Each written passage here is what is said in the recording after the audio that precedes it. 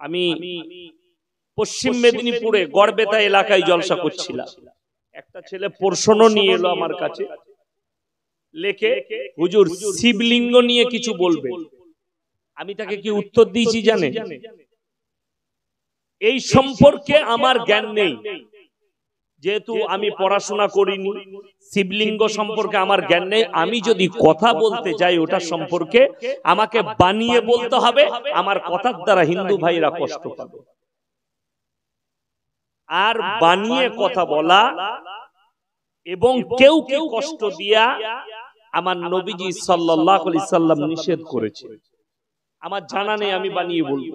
আমি বললাম তোর লিঙ্গ সম্পর্কে বললে আমি বলতে পারবো, কিভাবে মুসলমানি দিবি, কিভাবে পানি নিবি, কিভাবে ধৌত করবি, ওটা আমি বলতে পারবো, কিন্তু শিবলিঙ্গ নিয়ে আমি বলতে পারবো না, যেহেতু আমার জ্ঞান নেই, আমি জানি না, আমার বলার অধিকার নেই।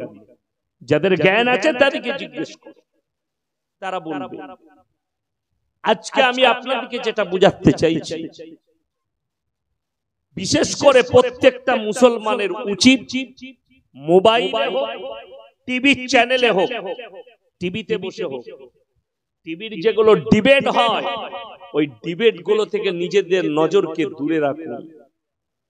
ঈমান নষ্ট হবে, দিমাগের মধ্যে আপনার বিষ তৈরি হবে, আপনার মনের মধ্যে বিদ্বেষ আসবে। আমি এক সপ্তাহ আগে দেখলাম মুসলমানদের একজন শোয়েব জামাই বলে একজন আছে, ডিবেটে যায়, তাকে একটা মেয়ে চর মেরেছে, ডিবেটের মধ্যে মারামারি হয়েছে, হাতাহাতি মেয়েটার সাথে, মেয়েটা তাকে চর মারছে, এটা নিয়ে মিডিয়াতে বিভিন্ন রকম চলছে। কেন? এই শোয়েব জামাইকে আমাদের দেশের এই কুত্তা মিডিয়া গুলো মনে করেছে এটা মুসলমান মৌলবি, অথচ সে আলেম ফালেম কিচ্ছু নাই, তার মধ্যে ইলমই নেই, সে আলেমই নয়, একটা সাধারণ ইসলামী বই ফই ঘাটে। তো সে হাদিসের কি রেফারেন্স দিবে, কোরআনের কি রেফারেন্স দিবে, সে কোরআনের কি দলিল দিবে, তার তো জ্ঞান নেই। কেন সেই জায়গায় পৌঁছেছে? একটা ডিবেটে ওই যাদিকে টুপিওয়ালা দেখছেন, একটা মালেরও ইলম কালাম নাই, এক জুনাও মৌলবি।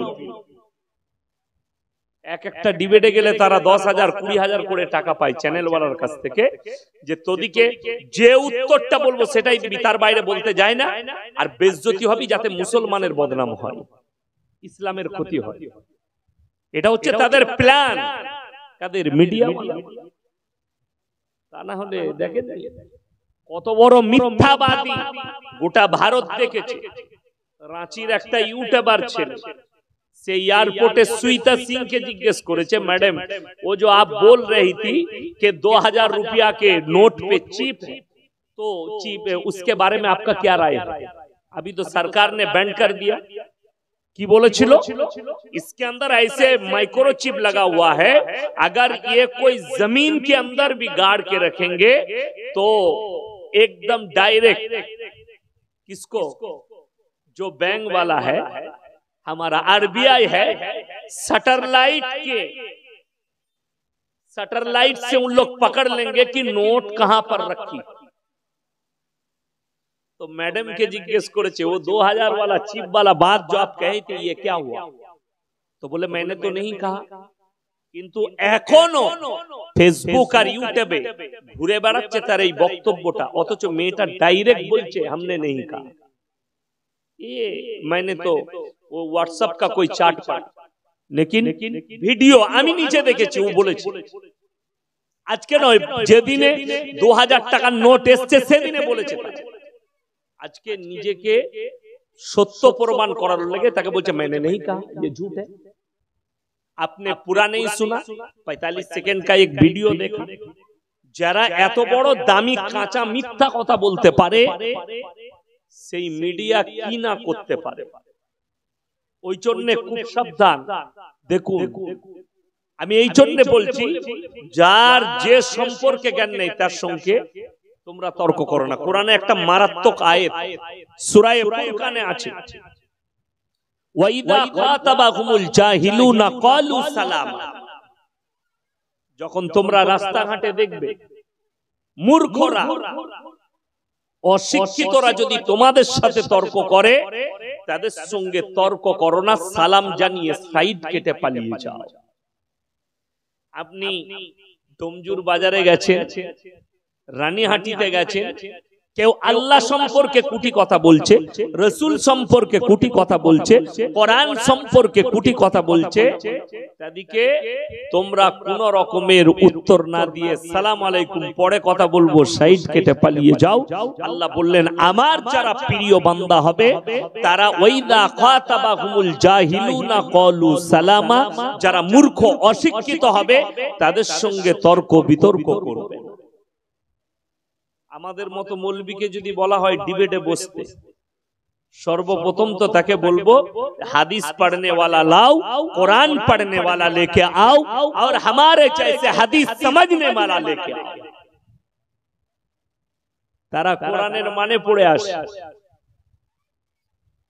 এক মিডিয়ার সামনে একজন বলছে मुसलमान मौलवी लोग बयान करते हैं क्या जन्नत में जो जन्नत में जाएंगे उनको 72 हुरे मिलेंगे।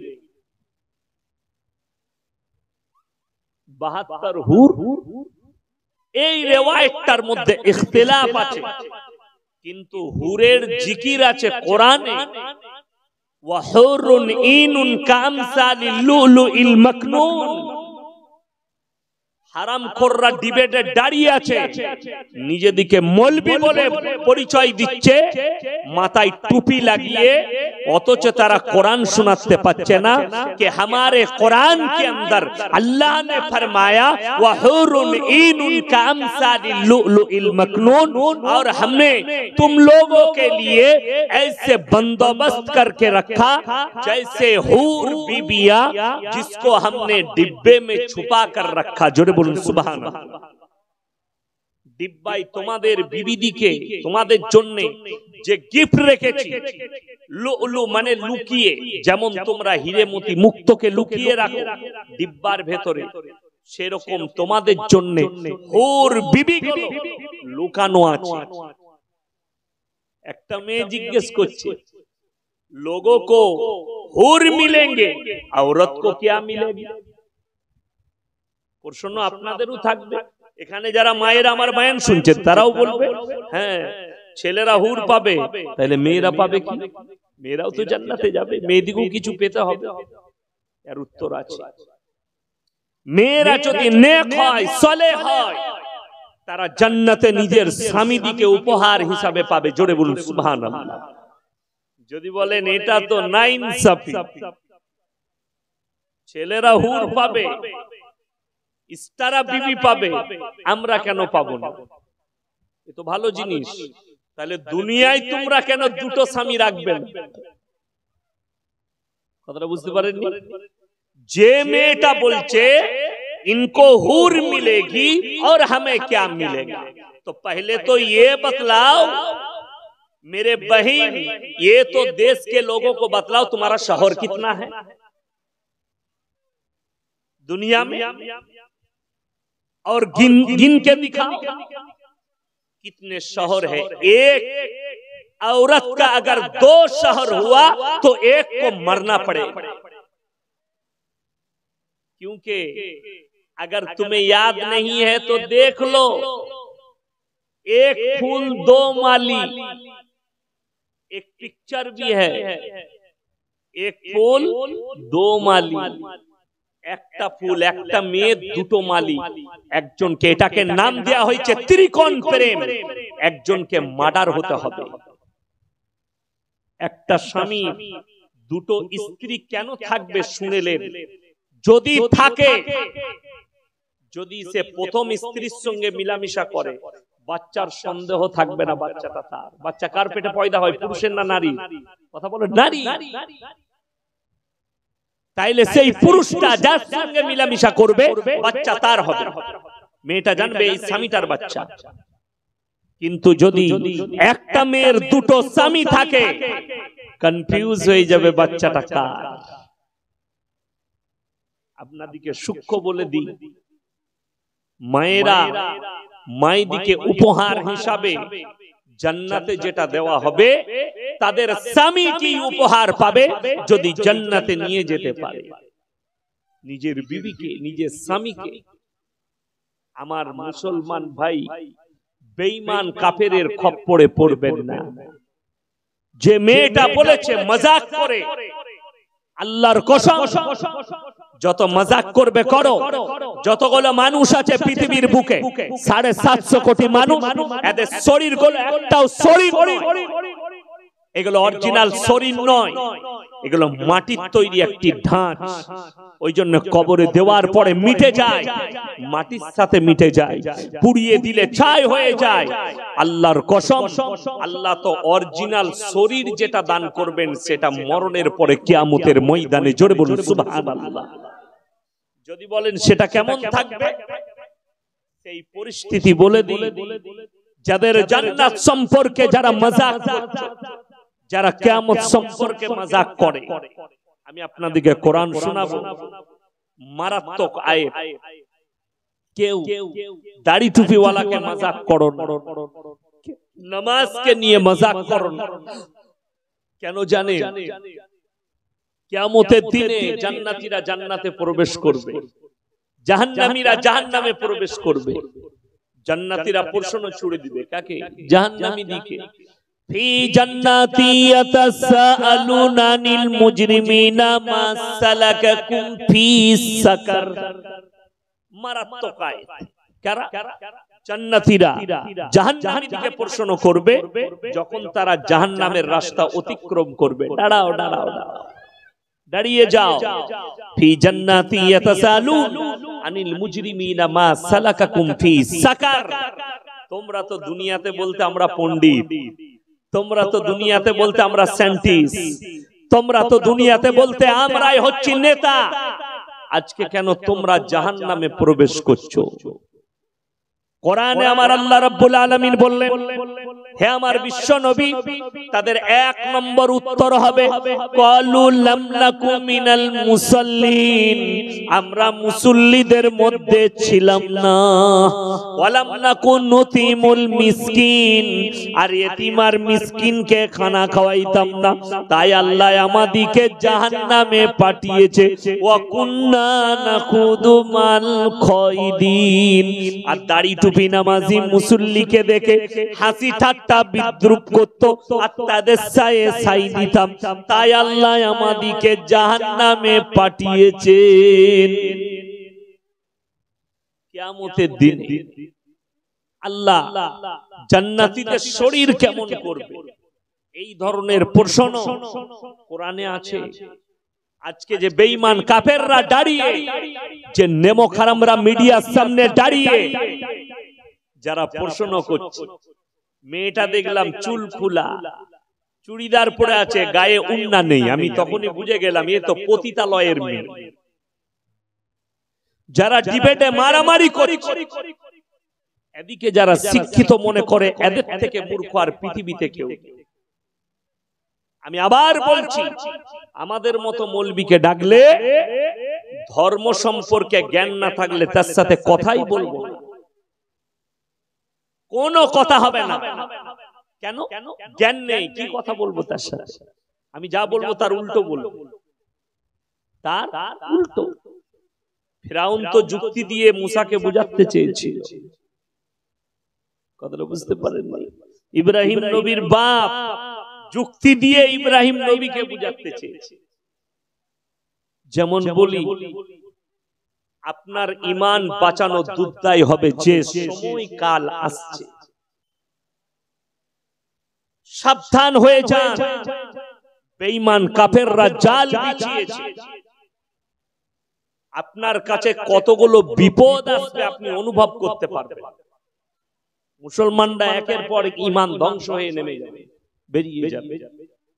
বাবা বাগেশ্বর ধাম বেরিয়েছে, একজন বাবা আমাদের বয়সী হবে, সুন্দর দেখতে, সে কাগজ থেকে মানুষের কুডলি বলে দিচ্ছে, লিখে দিচ্ছে। তার আশ্রমে ঢোকার আগে तुम्हारा क्या हुआ, तुम्हारा घर कहाँ है, तुम्हारा कितना भाई है, तुम्हारा बाप कौन है, सब लिखे दिच्छे।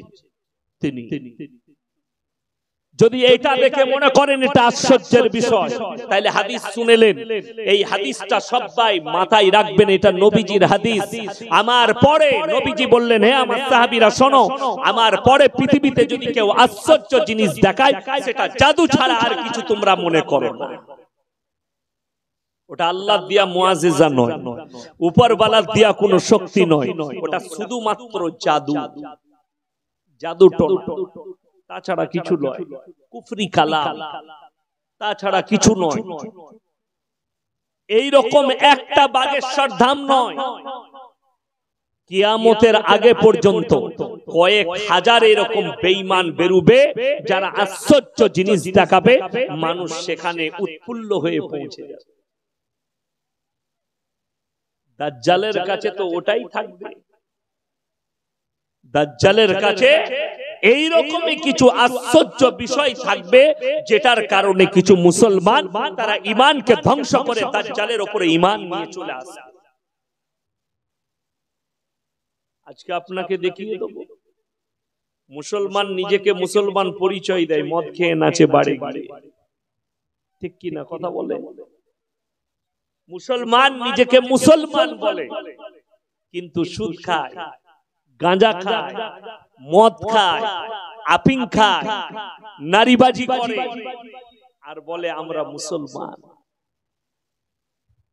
যেমন আপনাকে যদি বলি আপনার পাড়ায় মসজিদ আছে, যদি বলি মদ খেয়ে কেউ ঢুকতে পাবে বাবা, আপনি বলবেন না, মদ খেয়ে ঢোকা যাবে না। যাবে মসজিদে? কথা বলে ঢুকতে দিবেন? দিবেন না। গাঁজা খেয়ে ঢুকতে দিবেন না, মদ খেয়ে ঢুকতে দিবেন না।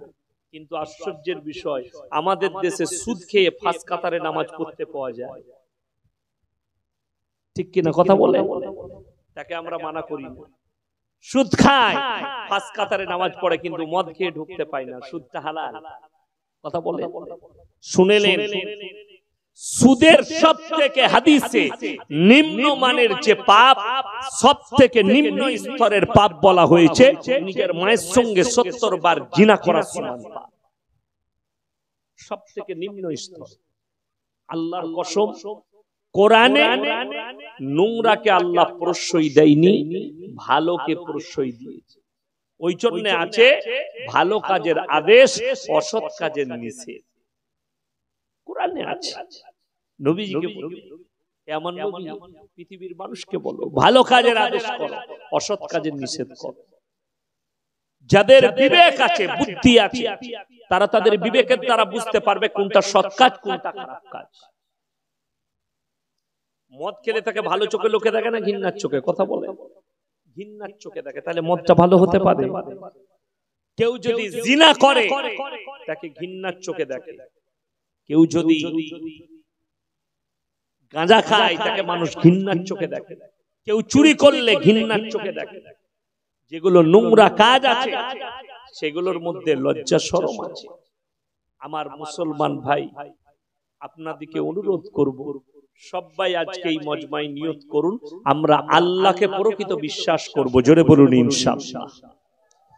বেঈমান কাফেরের চক্র আপনার উপরে ঘুরছে, জাল বিছিয়েছে, আপনি বেরুতে শর্ট করে পারবেন না, বেরোনো অত সহজ নয়, আপনাকে বেরিয়ে আসতে হবে। হাজারো মুসলমান জিনায় লিপ্ত হচ্ছে, ব্যভিচারে লিপ্ত হচ্ছে, আপনি বুঝতে পারবেন না। ডোমজুড়ের লিচু বাগানে থেকে আমার এই মোবাইলটা সকাল 9টায় আমি স্টার্ট করি, মাদ্রাসার ক্লাস শেষ করে কয়েকশো ফোন আসে সারা দিনে রাত পর্যন্ত। কোথাও ফোন আসছে, হুজুর আমার বউ পালিয়ে গেছে, কেউ ফোন করছে হুজুর আমার মেয়ে পালিয়ে গেছে, কেউ ফোন করছে হুজুর অমুকের মেয়েকে নিয়ে পালিয়ে এসেছি। এই তো কেস। কোথা থেকে? সবকিছু কিন্তু মোবাইল দায়ী। এলো কোথা থেকে? আসছে ইহুদি নাসারাদের কালচার। ভারতের যারা মনে মনে করছে গদিতে বসে, চেয়ারে বসে, সুপ্রিম কোর্টের গদিতে কে আছেন জানি না, মাসনদে কোন জজ বসে আছে জানি না, সুপ্রিম কোর্টের কোন বিচারপতি বসে আছে মাসনদে জানি না, রায় দিয়েছে ভারতে সমকামীকে, যেটাকে হোমোসেক্স বলা হয়। যদি মনে করে মুসলমানের ক্ষতি হবে এই নিয়ত করে, তো আমি বলবো আল্লাহর কসম, যারা ঈমানদার তাদের ক্ষতি হবে না, যারা ঈমান থেকে সরে যাবে তাদের ক্ষতি হবে। ভারতের জীবন ব্যবস্থা ভেঙে পড়বে, তার দলিল একটা হয়ে গেছে। উত্তর 24 পরগনার বনগাঁয় দুটো মেয়ে কলকাতায় এসে কালী মন্দিরে বিয়ে করেছে একে অপরকে, মেয়েতে মেয়েতে বিয়ে। এটার নাম হচ্ছে সমকামী। খবর খুলেন দেখতে পাবেন মোবাইল। তাদের দুটো পরিবার চিন্তিত, দুটোই হিন্দু পরিবারের মেয়ে, দুটো পরিবারই চিন্তিত আমাদের মেয়েকে নিয়ে করব কি। তারা বলছে আমরা একে অপরকে ভালোবাসি। পাপ এলো কোথা থেকে? ইহুদি নাসারাদের কালচার। আপনি মনে করছেন এটা শুধু হিন্দু ভাইদের পরিবারই আছে? না, ওইখানে বিষ ছড়ায়নি, বিষটা গোটা ভারতের প্রত্যেকটা জাতির মধ্যে ছড়িয়েছে, আর সব থেকে বেশি ছড়িয়েছে হিন্দু আর মুসলিম পরিবার। এই দুটো সমাজে বেশি ছড়িয়েছে। যারা খ্রিস্টান আছে তাদের তো এটা জায়েজই আছে, যারা ইহুদি আছে তাদের তো জায়েজই আছে, ওদের তো প্রয়োজন নাই। আপনারা জানেন, সূক্ষ্মভাবে বুঝবেন, যাদের ব্রেন আছে একটু চেষ্টা করবেন। কুকুরের পরিচয় তার মায়ের দ্বারা হয়, ঠিক কিনা কথা বলেন? কুকুরের পরিচয় কার দ্বারা হয়? বাপের না মায়ের দ্বারা? মায়ের দ্বারা। শুয়োরের পরিচয় মায়ের দ্বারা, গরুর পরিচয় মায়ের দ্বারা। যতগুলো জীবজন্তু জানোয়ার আছে তাদের পরিচয় মায়ের দ্বারা হয়, ঠিক কিনা কথা বলে? একজনেরও বাপের পরিচয় থাকে না, সব মায়ের পরিচয়। লন্ডন, যারা শিক্ষিত ছেলে আছো, যারা স্কুলে পড়ো, যে সমস্ত মেয়েরা কলেজ ইউনিভার্সিটিতে পড়ো, তারা শোনো, London, America, Japan, German, Argentina, Brazil, France, China, দক্ষিণ কোরিয়া, উত্তর কোরিয়া, থাইল্যান্ড, বার্মা, যতগুলো বেঈমান কাফেরের দেশ আছে, প্রত্যেকটা দেশে সংবিধানে পাশ হয়ে গেছে কি, যে এরপর থেকে যতগুলো কেউ যদি মনে করে মায়ের পরিচয় নিয়ে বাঁচবো, তো সে মায়ের পরিচয় নিয়ে থাকতে পাবে, বাপের পরিচয় জরুরি নয়। নাউজুবিল্লাহ বলে। কাদের? ইহুদি নাসারাদের। মানে তার মা জিনা করবে যে কোনো পুরুষের সঙ্গে, তার যে বাচ্চা হবে সে মায়ের পরিচয় পত্রে জীবন যাপন করবে। এ তো শুয়োর আর কুকুরের থেকেও খারাপ। কথাটা বুঝতে পারেননি? তার আর ওর মধ্যে পার্থক্য রইল। আল্লাহ তো পার্থক্য ওটাই করেছে, মানুষের পরিচয় বাপের দ্বারা দিয়েছেন। তা না হলে আল্লাহ তাআলা দলিল দিয়েছেন, মারাত্মক দলিল। আমার আল্লাহ যদি ইচ্ছা করতেন বাপের প্রয়োজন হতো না, ডাইরেক্ট মানুষকে পাঠাতে পারতেন, ঠিক কিনা কথা বলেন? বাপের প্রয়োজন হতো না।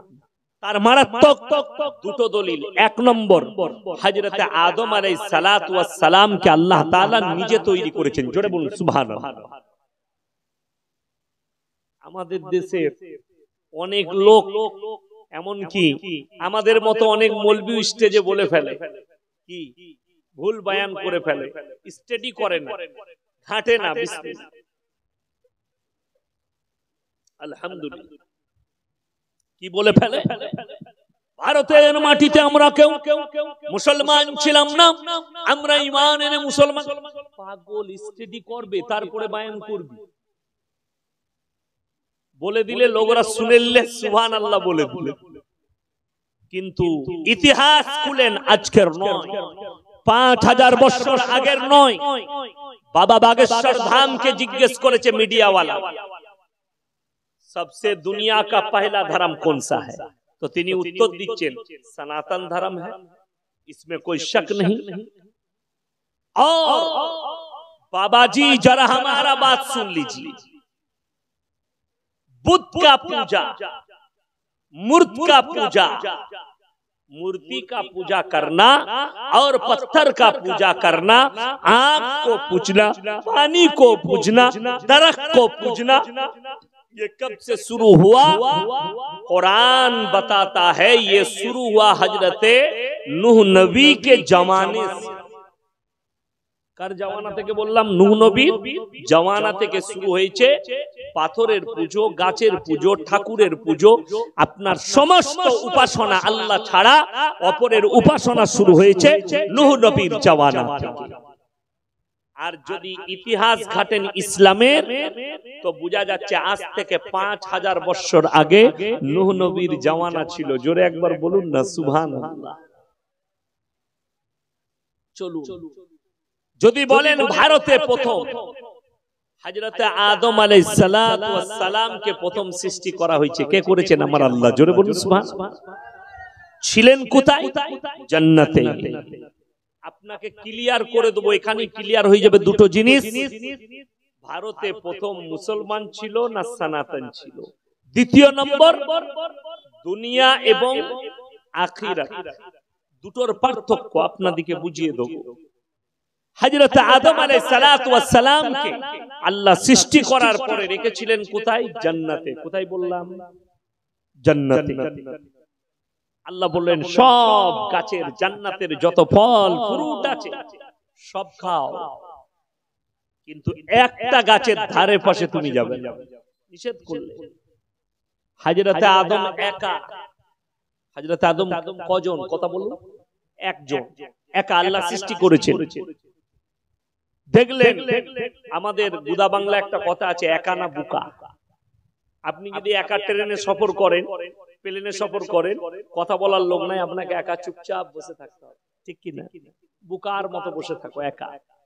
বুঝলেন? আমি যখন বোম্বাই গুজরাট ট্রেনে যাই কখনো কখনো এসিতে, তো আমি ঘুমিয়ে কাটিয়ে দিই। কি বুঝলেন?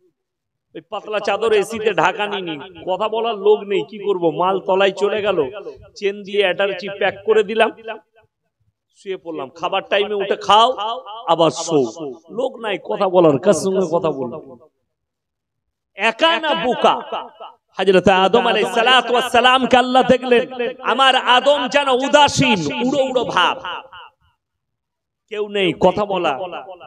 আল্লাহ বললেন আমি আমার কুদরতে আদমের বাম পাঁজর থেকে মা হাওয়াকে সৃষ্টি করলাম। জোরে বলুন সুবহানাল্লাহ।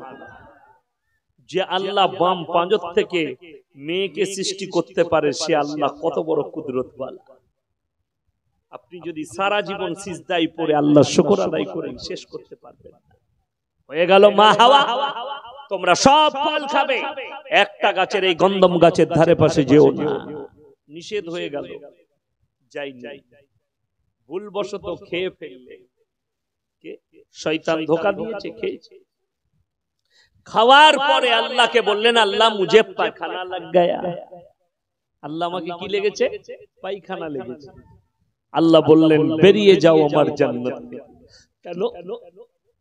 জান্নাত হচ্ছে পাক পবিত্র জায়গা। কি জায়গা বললাম? কথা বলেন। পাক পবিত্র জায়গা, বেরিয়ে যাও।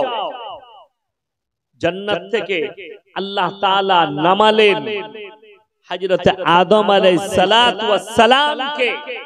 যেদিনে নামানো হয়েছে আসমান থেকে, হিন্দুস্তানের মাটিতে আল্লাহ নামিয়েছেন। জোরে বলুন সুবহানাল্লাহ। এই ভারতের মাটিতে নামানো হয়েছিল। আর শ্রীলঙ্কার পাহাড়ে তখন শুনেলেন, ভারতের ইতিহাস পড়ুন, পৃথিবী, শ্রীলঙ্কা, ভারত, বার্মা, বাংলাদেশ, আফগানিস্তান, পাকিস্তান, কাজাকিস্তান, এগুলো একটাই দেশ ছিল, পরে ভেঙে টুকরো টুকরো হয়েছে।